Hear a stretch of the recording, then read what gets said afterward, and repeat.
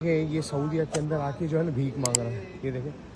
हाँ खड़े हो जा, आजा आजा आजा आजा, खड़ा हो जा, आजा आजा आजा आजा। कितने दिन हुए तेरे को आए हुए? कितने दिन हो गए आए हुए? गड़ा लिए थे। कितने दिन हो गए? ये 4 दिन हुए।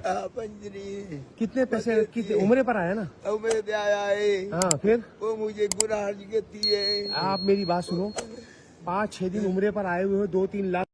अस्सलाम वालेकुम नाज़रीन, कैसे हैं आप सब लोग। उम्मीद करता हूँ आप ठीक होंगे, खैरियत से होंगे। जैसा कि पहले वीडियो में आपने देखा है कि एक भिखारी जो है वो एक दरख्त के साथ टेक लगाए बैठा है और मुंह बना के और माजूर किस्म का बन के लोगों से भीख मांग रहा है। ये वाक़या है मदीना का या मक्का का। लोग उम्रा पे जाते हैं और वहाँ पर भीख मांगना शुरू हो जाते हैं।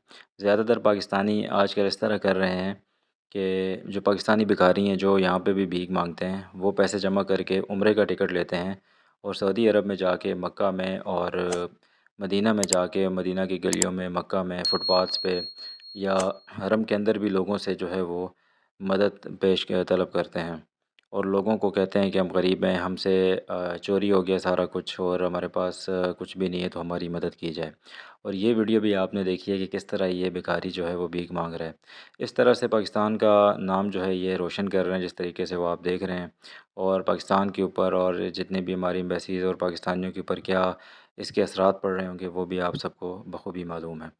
तो इनके लिए क्या इक़दामात करने चाहिए, ये तो आप कमेंट सेक्शन में बताइएगा।